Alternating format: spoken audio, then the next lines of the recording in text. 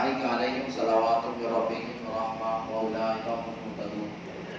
وقال النبی صلی اللہ علیہ وسلم لم تظہر الفاحشۃ فی قوم قط حتی یعلنوا بها الا فشا فیہم الطاعون والاوجاع التي لم تكن مضت في اسلافهم الذين مضوا۔ وقال النبی صلی اللہ علیہ وسلم الطاعون انه عذاب يبعثه الله على من يشاء وانه تعالى رحمة للمؤمنين ليس من احد ان يقع الطاعون ويمكث فيه صابرا محتسبا الا كتب الله له يعلم انه ما كتب الله له فله مثل كان اجر الشهيد او كما قال عليه الصلاة والسلام۔ محترم بزرگوں دوستوں، یہ دو حدیث جو آپ کے سامنے میں نے پڑھی، پہلی حدیث میں اللہ کے رسول صلی اللہ علیہ وسلم فرمایا جب کسی قوم کے اندر فاحشہ کا یعنی برے کام عام ہو جاتے ہیں، فحش عام ہو جاتا ہے اور لوگ شہوتیں پوری کرنے میں لگ جاتے ہیں، عموماً گناہوں کے اندر زندگی گزارنے میں لوگ لگ جاتے ہیں، تو اللہ تبارک و تعالی جب دیکھتے ہیں کہ یہ کھلم کھلا اب گناہ پر اتر آئے گئے اور اپنی خواہشات ناجائز خواہشات کے پورا کرنے پر یہ کھلم کھلا اتر آئے گئے، تو اللہ تبارک و تعالیٰ ان کے درمیان میں وبائی مرض کو، وبائی بیماری کو عام کر دیتے ہیں۔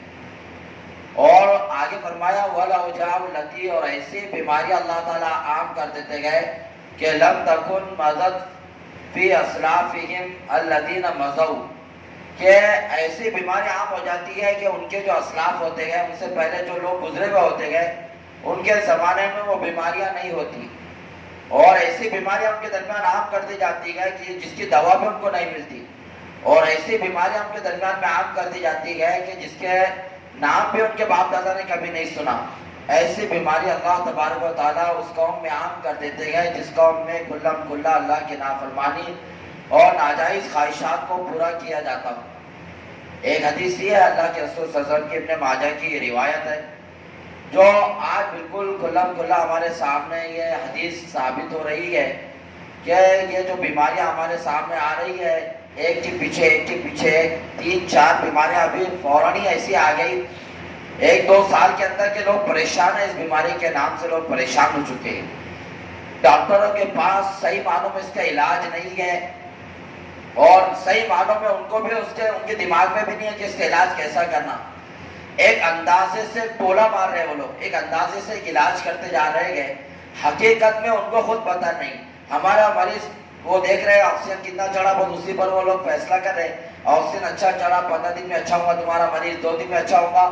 ایک کے بارے میں پوچھا ہم نے پرسوں کی اور کل کی کارگزاری کہ ان کی طبیعت کیسی ہے، 2:45 بجے یا 2:15 بجے کے درمیان میں پوچھا اس سے، تو کہا کہ 92 اور 95 ان کا چڑھا، بولے آکسیجن لیول ان کا 92-95 چڑھا، اور اورنگ آباد پہنچنے سے پہلے واٹس ایپ کے اوپر خبر بھی آ گئی کہ ان کا انتقال ہو چکا ہے، 2 دن کے بعد چھٹی ہونے والی اور خبر کا ہے کہ آگے انتقال۔ یہ ڈاکٹروں کے خود دماغ میں نہیں آ رہا، ان کو خود پتہ نہیں چل رہا کہ ہم لوگوں نے کیا فیصلہ لینا اور ہم نے کیا کرنا ہے۔ ایک اندازے سے ویکسین اور ٹولے وغیرہ مار کے بیچارے زندگی گزارے، جس کا مقدر ہے وہ جا رہا، جس کا مقدر ہے وہ بچ کے آ جا رہا۔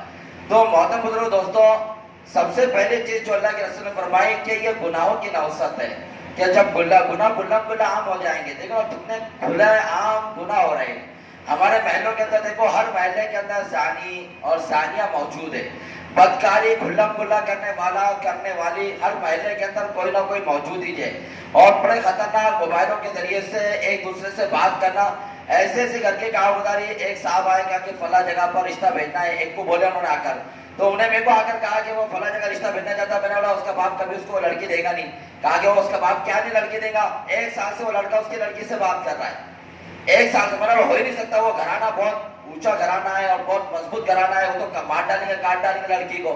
کہا کہ نہیں، 1 سال سے بات کر رہا تھا، یہ رمضان کے اندر ہم نے اس کو بٹھا کر توبہ کرایا، کہا کہ بات مت کر، ہم تیرا رشتہ کرا دیتے وہاں۔ یعنی موبائل کے ذریعے سے کون سے گھرانے بچے ہوں گے، کون کہہ سکتا ڈنکے چوٹ پر کہ ہمارا گھرانہ آج بچ گیا. نہیں محترم بزرگ دوستو، تم رات میں بھرپور سو جاتے، موبائل کوئی بھی اٹھا سکتا، کوئی بھی ویڈیو کالنگ بھی کسی کو کر سکتا، کوئی کب بھی کسی سے بات کر سکتا. بہت خطرناک حالات ہے. کھلم کھلا ایک طرح سے دیکھا جائے نا تو کھلم کھلا گناہ ہے، کھلم کھلا گناہ چڑھے. اور ہم خود ملوث ہوتے جا رہے گناہ میں، تو ہم خود کھل کر اس کو روک نہیں پا رہے، کیونکہ ہم بھی کسی نہ کسی درجے میں چور ہیں، کسی نہ کسی درجے میں ہم بھی، ہمارے اندر بھی پنکچر ہے، ہم بھی کہیں نہ کہیں کمزور پڑ رہے ہیں، اس لیے ہم کھل کر گناہ کو روک نہیں پا رہے. تو اس گناہ کی نوسط اللہ کے رسول نے صاف طور سے کہہ دی تھی کہ جب کھلم کھلا کسی قوم میں برائی، بے حیائی، گناہ ہونے لگتے گئے تو اللہ تعالیٰ وبائی امراض ان کو ڈال دیتا ہے، تعاون ان کے اندر ڈال دیتا ہے. اور تعاون کے علاوہ ایسی بیماری اللہ ان میں ڈال دیتے ہیں کہ ان کے باپ دادا نے ایسی بیماری کا نام کبھی نہیں سنا ہوگا، ایسی بیماری اللہ تعالیٰ ڈال دیتے ہیں. دیکھو ابھی ایک تو نام سن رہے تھے یہ بیماری کا، اس کے ساتھ میں فنگس یہ آ گیا، بلیک اور وائٹ فنگس. اب یہ نام سن رہے ہم، اور اس کے بعد پتہ نہیں ایک تیسری اور چوتھی چیز اور نکلیں گی. تو گناہ رک رہے نہیں تو یہ چیزیں بھی رکنے والی نہیں ہے. اور ڈاکٹر کچھ نہیں کر سکتے کیونکہ معاملہ اللہ کے ہاتھ میں ہے. ڈاکٹر صرف کوشش و تدبیر کر سکتا، ہم لوگ بھی کوشش تدبیر کر سکتے، لیکن معاملہ اللہ کے ہاتھ میں ہے. سب سے بنیادی چیز یہ ہے توبۃ نصوحہ، سچی پکی توبہ ہر مسلمان نے کر لینے کو نا، سب سے پہلی بات. دوسری حدیث ہے بیماری کے تعلق سے کہ جب بیماری عام ہو جائے تو بیماری کے تعلق سے حضرت عائشہ نے پوچھا، سألت رسول اللہ صلی اللہ علیہ وسلم، بخاری شریف کی روایت ہے، یعنی تعاون، کہ تعاون بولے تو وبائی امراض کو کہتے ہیں. ہم وائرس کو تعاون کہہ سکتے ہیں. یہ جو وائرس چڑھا ہے ایک دوسرے سے جو بیماری پھیلتی ہے اس کو تعاون کہا جاتا ہے. اس وائرس کو بھی ہم تعاون کہہ سکتے ہیں کسی درجے کے اندر. تو یہ وبائی امراض ہے. اللہ کے رسول سے پوچھا گیا اس وبائی امراض کے بارے میں، تو بخاری شریف کی روایت ہے، حضرت عائشہ کہتی ہے پوچھا تو اللہ کے رسول صلی اللہ علیہ وسلم فرمایا انہ عذاب، کہ وہ اللہ کا عذاب ہے. یبعث اللہ علی من یشاء، اللہ جس پر چاہتے ہیں اس عذاب کو اتار دیتے ہیں. اللہ جس پر چاہیں گے اس پر ہی عذاب آئے گا. اللہ جس پر چاہیں گے اس کو ہی یہ بیماری لگے گی. جس کو اللہ نہیں چاہیں گے اس کو کوئی بیماری نہیں لگے گی. جس کو اللہ چاہیں گے اس کو بیماری لگے گی. اس لیے پورے ہندوستان میں کسی ایڑے بولے کو یہ بیماری لگی نہیں. اللہ کہے گا اس کو عذاب دے گا بیچارے کو. اس کے لیے تو سب سے بڑا عذاب پاگل پنچ ہے، اس کا ایڑا ہونا ہی سب سے بڑا عذاب ہے. تو اللہ اس کو کہے گا عذاب میں گرفتار کرے گا. اس لیے کسی بولے کو ہندوستان میں بیماری ہوئی، کوئی بولا ماسک نہیں باندھتا، کوئی پاگل اور ایڑا ماسک وغیرہ لگا کے نہیں گھومتا، کوئی سینیٹائزر کا وہ استعمال نہیں کرتا، لیکن اس کو بیماری ہے نہیں. اس کو کوئی پولیس والا بھی ڈنڈے سے نہیں مارتا کیونکہ اس کو معلوم اس کو بیماری نہیں ہونے والی شاید. تو اللہ کا عذاب ہے. لیکن آگے دیکھو اللہ کے رسول نے فرمایا انہ عذاب یبعث اللہ علی من یشاء، کہ اللہ کا عذاب ہے جس پر چاہتا ہے اللہ اتارتے گئے. آگے اللہ تعالیٰ نے فرمایا وَأَنَّهُ تَعَالَى رَحْمَةٌ لِلْمُؤْمِنِينَ، لیکن اللہ تعالیٰ اس کو ایمان والوں کے لیے جو واقعی مسلمان ہیں، جن کی سچی پکی توبہ والی زندگی ہے، ان کے لیے اللہ اس عذاب کو رحمت بناتے ہیں. یہ عذاب نافرمانوں کے لیے عذاب ہے، اور یہی عذاب اللہ کے فرما برداروں کے لیے رحمت ہے. جو اللہ کے نیک بندے اس بیماری کے اندر دنیا سے جا رہے گئے ان کے لیے یہ اللہ کا عذاب نہیں ہے، بلکہ ان کے لیے یہ اللہ کی رحمت ہے. کیا آگے اللہ کے رسول فرما رہے ہیں کہ لیس من احد یقع تعاون یفیمکث فی بلدہ صابرا محتسبا یعلم انہ ما کتب اللہ لہ.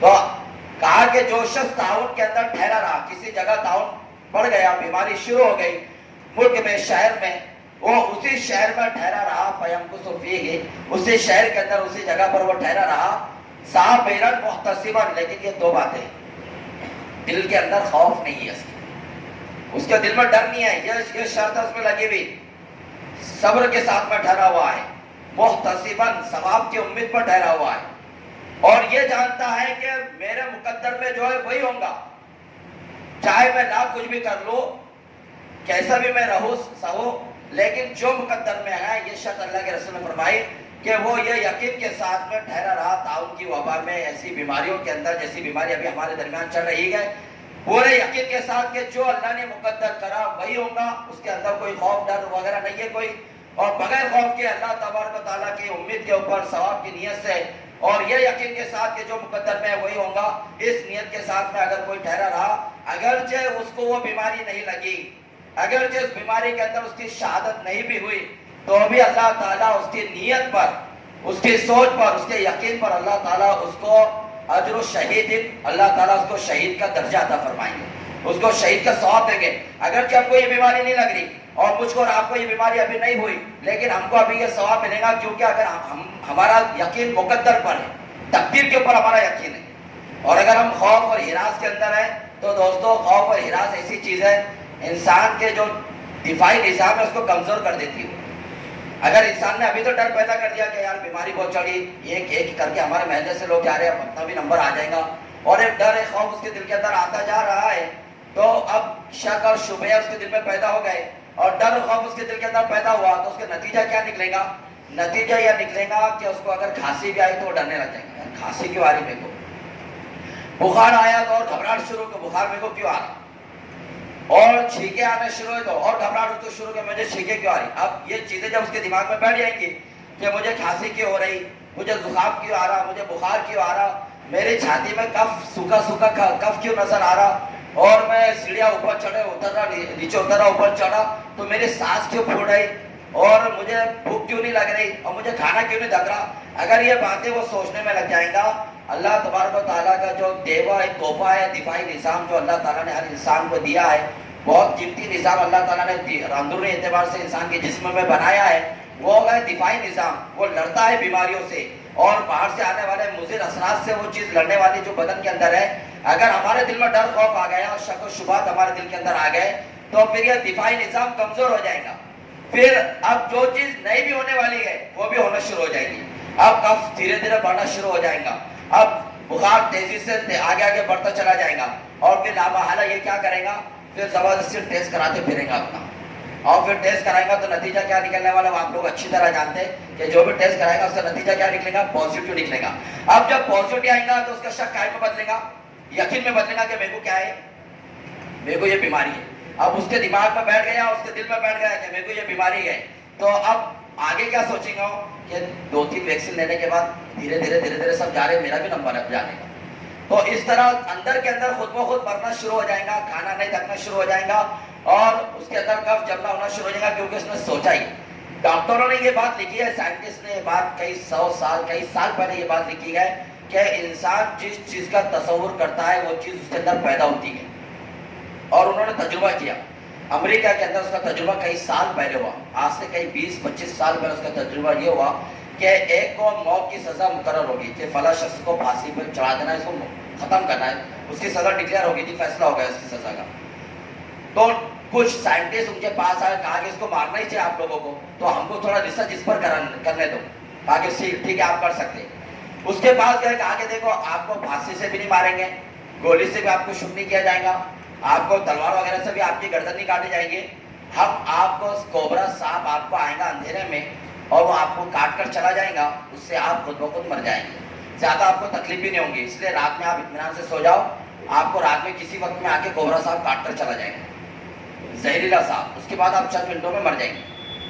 اس کو وہ سائنٹسٹ نے اس بات یہ سمجھا دی. اب اس کو اندھیرے کمرے میں بند کر دیا گیا، دونوں ہاتھ اس کے مضبوط باندھ دیے گئے، دونوں پیر اس کے مضبوط باندھ دیے گئے، اور اس کی آنکھوں پہ پٹی باندھ دی گئی، اندھیرے کمرے میں اس کو بند کر کے رکھ دیا گیا. رات کا وقت ہوا اور انہوں نے سانپ کی وہ آواز شروع کر دی ہے، جو سانپ آواز کرتا ہے وہ آواز شروع کر دی ہے، اور 2 باریک پین لیے انہوں نے، باریک پین دو، اور اس کی پیٹھ میں چھپا دیے. ننگا تھا وہ، انڈر ویئر کرتا، اس کی پیٹھ کے اندر انہوں نے باریک پین چھپا دیے.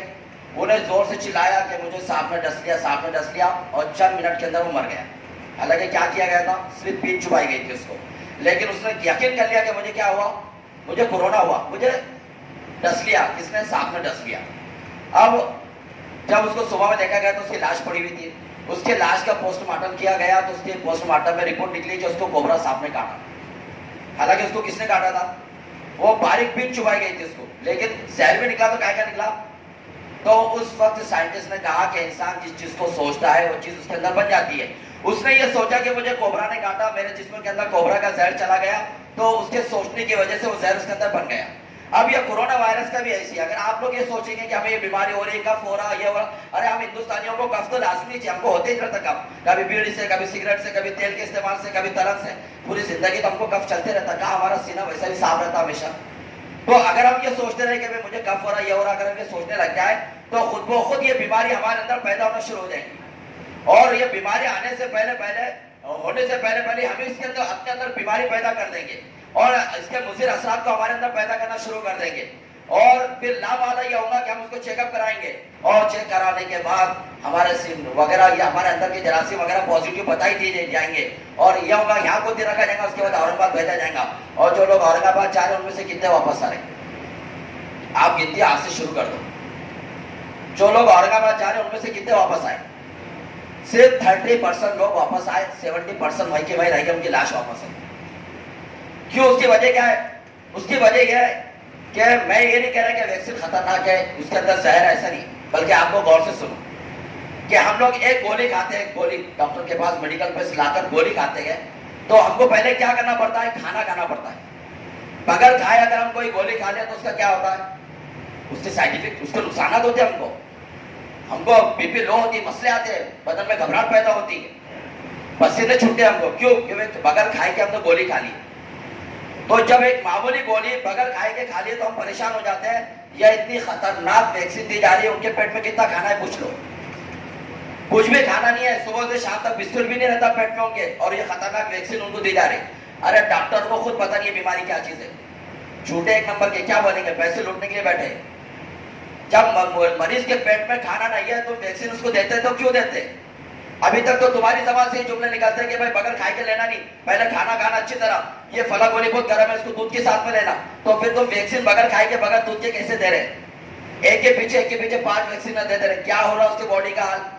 ارے مریض مرنے سے پہلے تڑپ رہا تو اس کو باندھ کے رکھ رہے, اس کے ہاتھوں کو پکڑ لے رہے. نہیں 2 منٹ تم 2 دن صبر کر لو. ارے 2 دن کیا صبر کرے گا؟ بیماری تو کب سے ختم ہو گئی, لیکن ویکسین نے اس کو ختم کر دیا, کیونکہ بغیر کھائے کے اس کے پیٹ میں ویکسین پہ ویکسین جا رہی ہے. تو محترم بزرگوں دوستوں, مقدر پر یقین رکھنا شروع کر دو ابھی سے. اس سے زیادہ سنگین حالات آئیں گے, سب سے زیادہ ایمان کو مضبوط کرنے کی ضرورت ہے. جو ہوں گا مقدر میں وہی ہوں گا. پہلے سے اپنے اندر بیماریاں پیدا مت کرو, بیماری کے بارے میں سوچو مت. کل اورنگ آباد میں ایک کو جا کر ملے ہم لوگ, وہ کہہ رہا ہے کہ 8 دن سے میری بیوی پازیٹیو ہے, میں نے اس کا چہرہ بھی نہیں دیکھا. کاہے کو بولے اس کو بھی بیماری میں زیادہ مبتلا کر دینا اور میں نے بیماری مبتلا ہو جانا, اور اتنا مضبوط 2 ماسک پہنے ہوا تھا, اور ہم کو کہہ رہا ہے ایسا اورنگ آباد میں کاہے کو گھوم رہے تم, سیدھے سیدھے سلوٹ بھی چلاؤ نا, ذرا احتیاط کرو نا. بالکل احتیاط کرنا چاہیے, لیکن خوف, اتنا ڈر پیدا کر کے چلیں گا تو خود بخود بیماری پیدا ہونا شروع ہو جائیں گی. اس لیے مقدر پر یقین رکھو. اگر ہم اس بیماری میں مرتے گئے, ہمارا یقین ہے اس بات پر, بخاری شریف کی روایت, ہمارے نبی کا فرمان ہے, ہماری موت کون سی ہو رہی؟ شہادت کی موت ہو رہی ہے. ہمارے لیے رحمت ہے, اس میں ڈرنے کی کیا بات ہے؟